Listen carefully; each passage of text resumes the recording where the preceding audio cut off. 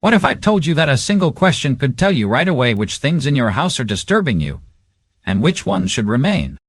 In a single weekend, a 67-year-old woman cleared 3 whole rooms using this question. Rooms that had been unavailable to her for more than 5 years. The key.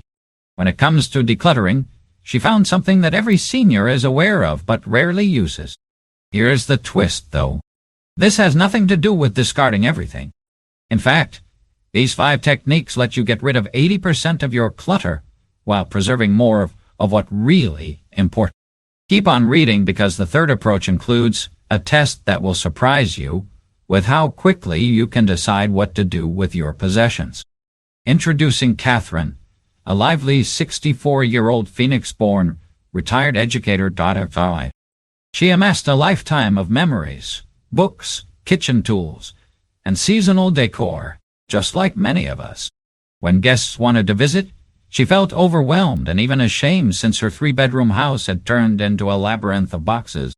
Are you familiar with this person? It might sound like you. This is what Catherine was unaware of. The majority of seniors are unaware that hoarding tendencies frequently worsen after the age of 60 as a result of significant life changes, the death of a loved one, and the inability to let go of memory. Here's the lovely reality, though. You don't have to go through every single thing for years. These 5 cutting-edge decluttering techniques are especially effective for seniors since they respect your sentimental ties while giving your house the orderly, tranquil atmosphere you deserve. I would like to hear from you before we get started. In which part of your home do you feel the most overwhelmed? Let's work together to solve this. Leave a remark below. The memory box method is the first. Don't carry the burden. Keep the love. The possessions of her late spouse presented Catherine with the greatest challenge. A whole room that she hadn't been in for 2 years was packed with his workshop equipment, clothing, and books. Does that sound tragic? The memory box approach turns into a gamature at this point. This is how it operates. You make 3 sacred memory boxes rather than preserving or discarding everything. 3 sizes: small, medium, and large. The most priceless objects that evoke the most vivid recollections are kept in the little box. The objects in the medium box have a moderate, emotional significance. Everything else is temporarily stored in the big box while you work through your emotions. The rule of 15 minutes. For only 15 minutes, set a timer. As you pick up each thing, consider whether looking at it makes you happy or sad. Joy objects are placed in the proper memory box. You can help others by donating painful objects, such as that jumper that makes you think of conflicts. This is the hidden source. Before donating anything from the enormous box, take pictures of it. In this way, the memory is preserved without the clutter. After taking pictures of her husband's vast tool collection, Catherine gave the tools to a nearby trade school.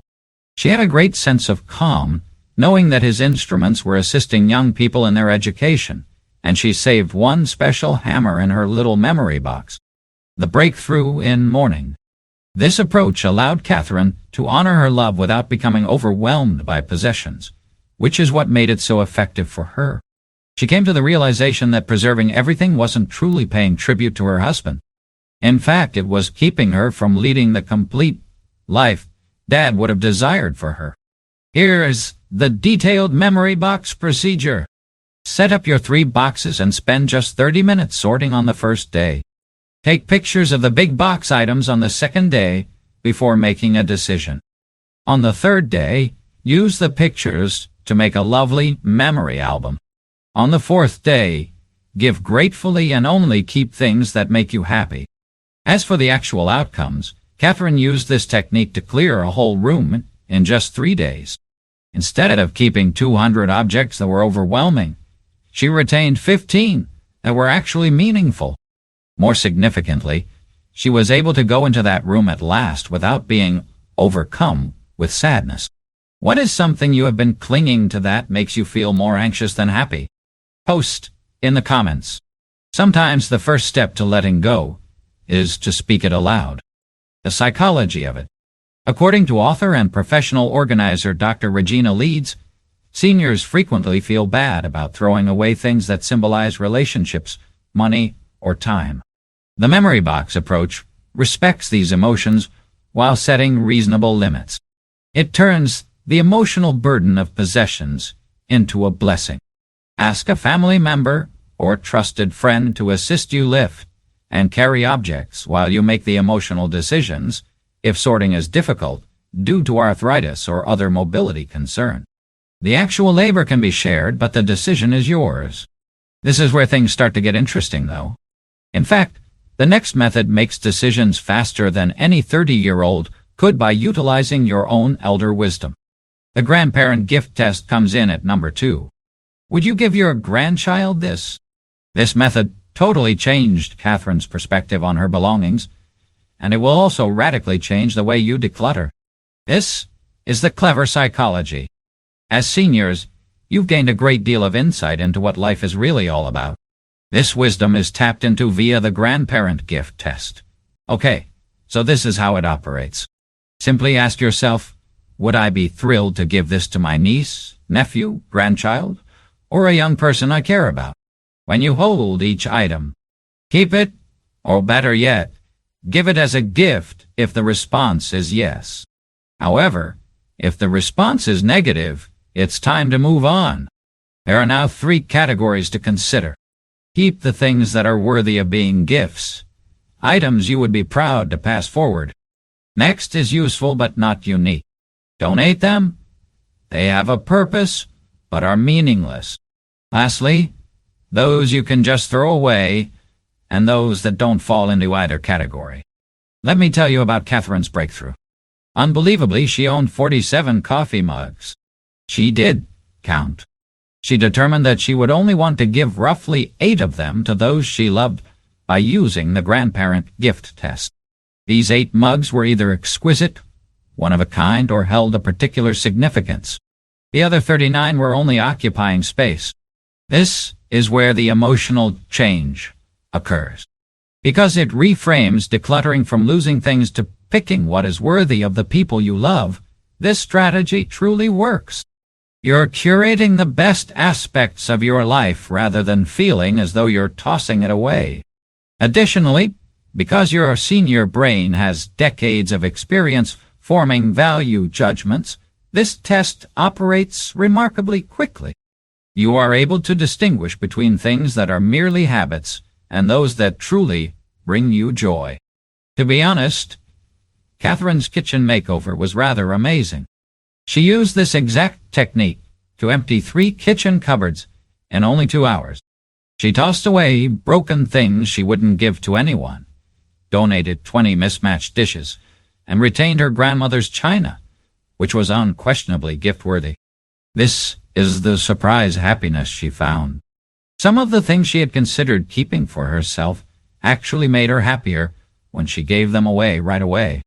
Her granddaughter was ecstatic to wear the old brooches she gave her from her collection, and witnessing her granddaughter's happiness was far more valuable than having the brooches in a drawer. Now, here are some important questions to ask yourself if you're prepared for the advanced stage. Would this item provide joy to someone I care about? Is this the best example of what I wish to convey? And would I be honored to share the item's backstory? There is such a thing as the generosity effect. Many elderly people who use this technique say they feel closer to their loved ones and more giving. Decluttering isn't the only thing involved. It's about proactively giving people important things while you're still here to witness their happiness. Here's a useful hint. As you sort through your belongings, make a pile of gifts. Invite friends and family to come pick up items they will cherish. Family members were able to select objects that resonated with them during Catherine's Treasure Day event. It developed into a lovely afternoon full of connections and storytelling. Okay, let me ask you a short question. What item do you currently have in your house that, in all honesty, you wouldn't give to a loved one? In fact, it may be the first thing you give up. If you would want to share, please let me know in the comments. But wait, you really need to hear about the following trick before making up your mind. We refer to it as the 1-year reality check. You might be surprised to learn how much things you're actually holding on to that isn't necessary. The 1-year reality check comes in at number 3. You won't utilize it if it hasn't been used in a year. Rosalind's outlook on those just-in-case products was completely altered by this ploy, which surprised everyone.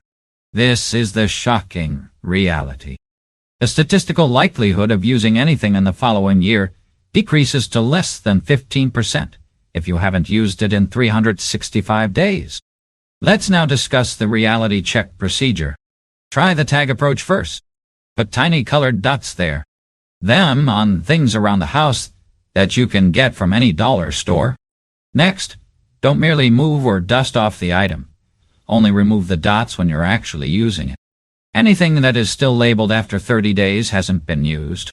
Then consider what kind of emergency might call for this particular thing that I couldn't resolve in any other way. I want to tell you about Catherine's startling discovery. She kept a bread machine in case she needed fresh bread, even though she hadn't used it in 3 years. In actuality, she has never once wished she could make her own bread, and instead purchases it twice a week from the grocery store. That bread machine was occupying valuable kitchen space for an idealized self. Your demands have therefore most likely changed significantly since you were, say, 40 or 50. In the corner, that exercise equipment is collecting dust. Be truthful with yourself. Will you actually use that specific gadget to begin a completely new workout regimen? Or perhaps some chair exercises and leisurely walks might better suit your current way of life? When Catherine adopted this strategy, she had some true epiphanies, such as the realization that she owned 3 winter coats while spending her winters in sunny Arizona, and that she never utilized her formal dining room, set because she always preferred her cozy breakfast nook. She possessed shelves of books about professions she had abandoned years before. And she kept a sewing machine, despite the fact that precise sewing was somewhat painful due to her arthritis. Even while basic dishes are now the norm, it's really rather usual for seniors to have just-in-case equipment as well, such as kitchen appliances for elaborate feasts. Even if retirement is treating you well, dress professionally. Even though your hobbies have changed, you still have a ton of books you want to read eventually. All those formal, entertaining goods when you really just want laid-back, informal get-togethers these days, plus craft equipment for hobbies you've kind of outgrown. The thing is, the formula for freedom is straightforward. You gain both mental and physical space for each and every item you give up utilizing this strategy. Catherine discovered that removing her emergency supplies really freed up space and energy for the things she enjoys doing most at the moment. Let's now discuss the questions of honesty. What do I really live like today, you ask? It's not what I would have liked. And am I preserving this for my current self or for my past self? Could I readily purchase or borrow one if I required it? This is the emotional turning point. This isn't really about criticizing your former self for purchasing these items. At the time, you had good reasons for making such purchases. It's about respecting your current self and your basic needs. Outcomes that will astound you. In a single afternoon, Catherine used this technique to clean an entire wardrobe. In fact, she discovered clothing from 5 years ago that still had tags on it. She purchased things that, well, didn't fit her retired lifestyle, so she never wore them. What is one object you know you're clinging on to right now just in case? Feel free to share below and be honest with yourself. The next technique, room rotation, avoids the overwhelm that most seniors experience before they ever begin. The fourth technique is room rotation, an individual triumph at a time, one room at a time. Here's why most senior decluttering efforts end in failure. After attempting to handle everything at once, you become overwhelmed and give up feeling worse than before. This is resolved by the room rotation technique, which develops a methodical strategy that increases momentum rather than tiredness. This is how the strategic method works. In the first week, pick the room that is simplest for you, usually a guest bedroom or bathroom. In the second week, switch to a room that is somewhat difficult, such as the living room or kitchen. In the third week, take on your most difficult area, be it the attic, cellar, or a room that holds special meaning. In week 4, go back to the room from week 1 to make some adjustments, and, well, celebrate your accomplishment. Why begin with the simplest room? Because winning leads to winning. In just 45 minutes, Rosalind finished cleaning her guest bathroom. She gained the courage and confidence to take on more difficult tasks as a result of that accomplishment. The daily 20 and out rule is as follows. Just 20 minutes a day should be spent in the room of your choice. Put a timer on. Even if you're rolling, stop when it goes off. This maintains the task feeling doable and avoids burnout. Okay, let's discuss tactics that are specific to each room. Since the bathroom is small and typically contains some clearly expired products, such as first aid supplies, cosmetics, or pharmaceuticals, start there. Your confidence can be greatly increased by these small victories. Then, proceed to the kitchen. Start with food that has gone bad. Then work on duplicates. How many can openers do you actually need, really? Next, examine the appliances that you seldom use. Start in the bedroom with clothing that just no longer fits your physique or way of life. Next, onto accessories, jewelry, and those random items on your nightstand. Start with evident trash and broken items in living areas, followed by books you know you won't read again. And lastly, ornamental items that no longer make you happy. Rosalind did it this way. She never felt overburdened by the weekly room changes.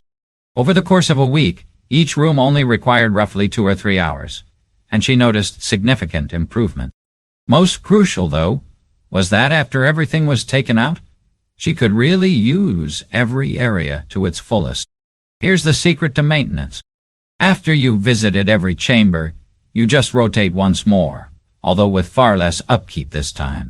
Because you are now merely maintaining order rather than conducting a complete makeover, the second cycle only takes 5 to 10 minutes per room. This strategy has some genuine advantages for seniors. Energy management comes first. Since you work in short bursts, you never get tired. Physical comfort comes next. In between classes, you can always take a seat and relax. Another important one is emotional processing. Between rooms, you have time to analyze any emotions that may surface.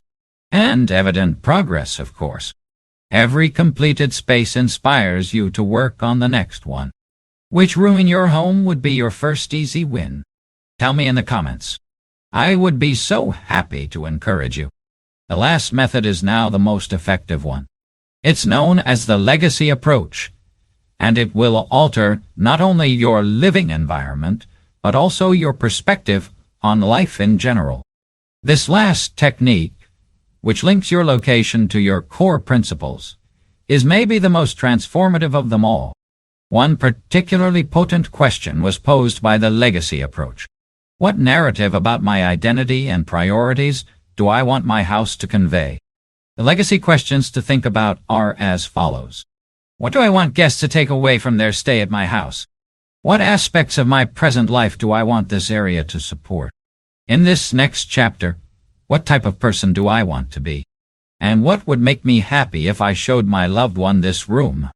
To assist you, there are 3 legacy categories. Items that tell your proudest stories come first. These are mementos that stand for your successes, connections, and happy times. Rosalind preserved, for instance, her grandmother's quilt, her teaching honors, and pictures from family vacations, items that documented a life well lived. Second, things that help you achieve your present goals. You can now live the life you desire thanks to these items. This meant that Rosalind would have to keep her art supplies. In addition to a cozy reading chair and nice kitchenware for entertaining small dinner parties, she just began painting. Third, things that pay tribute to your future self. Consider the person you hope to be in 5 to 10 years. What will that individual require? Rosalind made a lovely photo album rather than storing tons of loose photos, organized her medical documents, and preserved one set of nice dishes for special occasions. This is the emotional turning point. Every choice you make becomes significant when you approach decluttering as a way to leave a lasting legacy. You're not only discarding items, you are writing the last pages of your life's narrative. Consider Rosalind. She converted her messy spare room into a stunning art studio using the heritage approach. Grandma is now viewed by her grandchildren as an artist rather than someone who is overwhelmed by material belongings when they visit. The story of innovation, development, and opportunity is told in that chamber. You know how having a purposeful, well-organized space affects every aspect of your life. You sleep better, think more clearly, feel much more comfortable entertaining, and, well, you can finally spend time doing the things you enjoy rather than juggling junk all the time. Let's take a moment to discuss the outcomes of the legacy approach.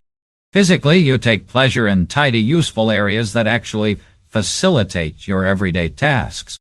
You have a great feeling of clarity about what's truly important to you and take pride in your surroundings on an emotional level. Socially, there's the ease of letting people into your lovely home. Additionally, there is a beautiful spiritual harmony between your environment and your values. I have a really important question for you now. What narrative about this phase of your life do you want your house to convey? Kindly leave a remark below with your vision. Someone else might be motivated by your response. The most amazing aspect of Rosalind's metamorphosis, however, is this.